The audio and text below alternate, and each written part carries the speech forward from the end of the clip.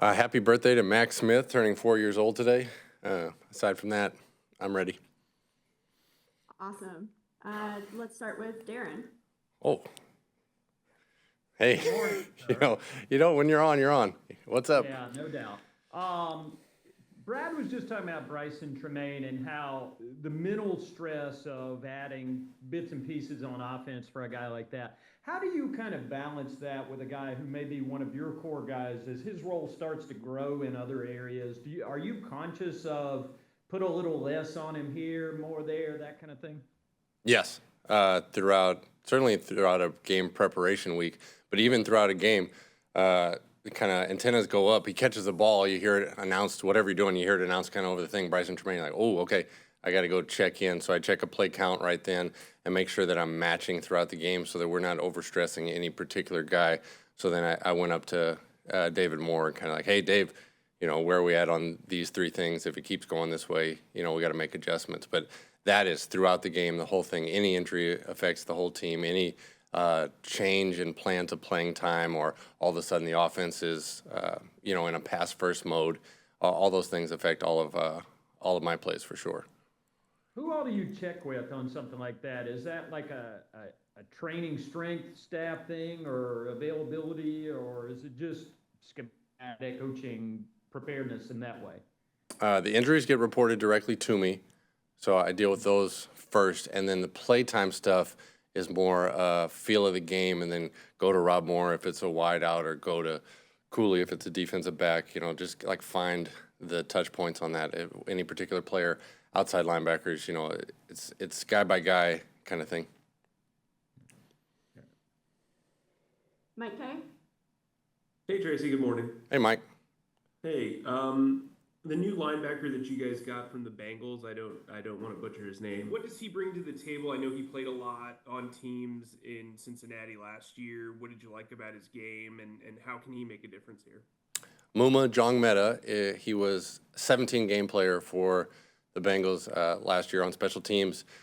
Brings a real aggressive power coverage with responsibility. Just getting to meet him this week and seeing where he is a football knowledge and background. Really impressed with his conscientiousness, his knowledge of the game, all that stuff. So that's been fantastic. Looking to see how much he could possibly get done and how quickly for us as he kind of adapts to the Panthers. So we'll see. He's putting in the time, and through practice, putting in the effort for sure. And his experience from a year ago, which was his rookie year, but from a whole year of experience, certainly helps the onboarding process. So excited to see what he can do and how quickly. When you guys add a guy from a practice squad specifically to be kind of a depth player, how much does the front office weigh in on the special teams outlook, or at least ask for your assessment on the special teams outlook? Varies guy by guy, depending on our familiarity with him, mine, theirs, etc. But certainly, if you're coming in with kind of at least starting as a backup idea, then special teams, the value on special teams is a big factor in it, and that's a full part of the early process. He shows up Monday night, Tuesday, whatever it is, and then it's like, how quickly can you get with him? Can you get him his iPad and kind of get him a head start? Because you're trying to kind of download the whole preseason onto him in a couple hours, and then go from there with your weekly plan. So we were on that as early as Tuesday night with this particular guy, and that'll be the same for anybody that shows up in a skill position. The offensive lineman from Baltimore is kind of like, hey, let's just be gigantic and block the guy that runs into you on field goal. Sounds good. Yeah. Thanks, Tracy. Joe Person, followed by David. Hey, Joe. Hey, good morning. Kind of dovetailing off of Darren's question, when you, with kickoff returns now back in the game and a big piece of it, is there any sort of trickle-down effect now for you as you kind of lay out your personnel, and I mean, do you have to run a little deeper there now with the contact and the physicality? So personnel-wise, you still have the same team. It's still 48. You still have to fill a full offense and defense and have backups at each of those positions. So that hasn't changed at all. What is changing quickly is the amount of carries you're getting for whoever you decide to put back there. Now you're getting more touches in the game for a running back, a receiver, a defensive back with the ball. So a team that values that particular position can really see a difference in the starting line for your offense now kind of 5 or 6 times a game instead of 1 or 2. So I think you'll see the guy holding the ball, the value right there going up for maybe having someone that's a specialist in that kind of way, or just having more value on offense for a player that's going to get you a better start line as a runner. Cool. And then the onside kick and the success with it. Do you now have to kind of coach, self-scout, so to speak, and have Sam do something different, or how do you handle, or is it just like, look, it worked, it hardly ever works, we're going to roll with this same look? Any play that's successful, fake or not kind of thing is going to be seen, so you know that's going to be prepared for. Same way as a really good kickoff return, etc. The team will have seen that look. The successful ones and the unsuccessful ones are not that different. So we had one in Jacksonville that didn't work. We had one in Arizona that did. So you just kind of keep your progression going, like with any play that they've seen before. It's hard to run the same flea flicker twice.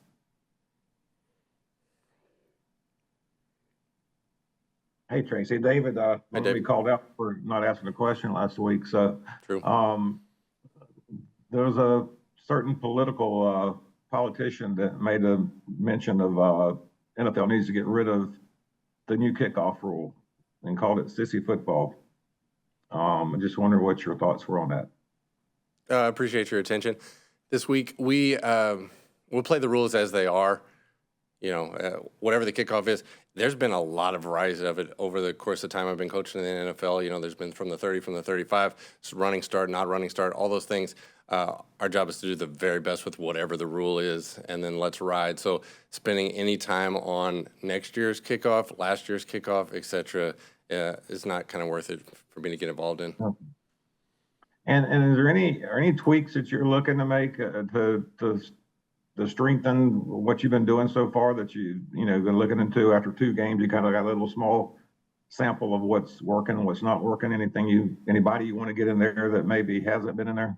Oh, yeah, definitely. The most information you get is from the games, so it's interesting to see how our schemes work, how our players work, all that stuff. So constantly kind of do the best we can. And then, as you know, the roster, especially on special teams, is ever-changing. So you just try to match what you're doing with that group of guys for that week against that opponent, and I'll always be open to whatever we can do best. Okay, appreciate it. Thanks. Sure.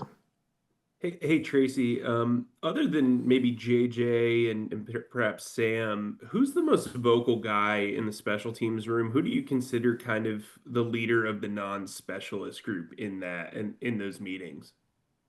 It kind of differs phase to phase, so that there's a lot of voices. Bryson, Thomas Incoom, the guys that have been here, Claude Charles, certainly steps up. Nick Scott, when he's involved, is vocal in all phases, so he helps out guys. David Moore, the experienced guys. In special teams, it's guys that have done it and guys that haven't, all in the same room. So you kind of lean on the ones that have done it before. Oh, yeah, when we played Atlanta last year, is the guys that were just here a year ago talking to the ones that weren't. So there's some of that. But I try to have an environment where if you have something that you can help us with, go ahead.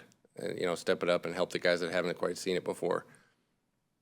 And then knowing Felipe Franks the way you do, how much does having the experience with you help game plan maybe for blocking, as well as how you attack him just generally in your 4 core opportunities?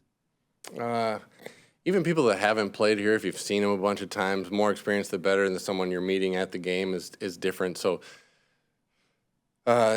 not knowing how they will use him, what they will have him in particular do, or any player kind of brings the uncertainty back. But it's certainly a factor for the guys who are on the team with him.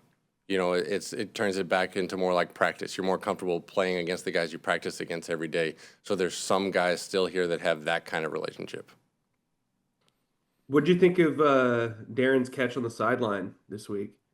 Unsurprised, fantastic athlete, always ready to make a play. Tuned into the game. Was not going to be caught sleeping at any point. Hey, Did Tracy, he had a said better that- he said Darren- celebration? Celebration, this game situation matters on all things.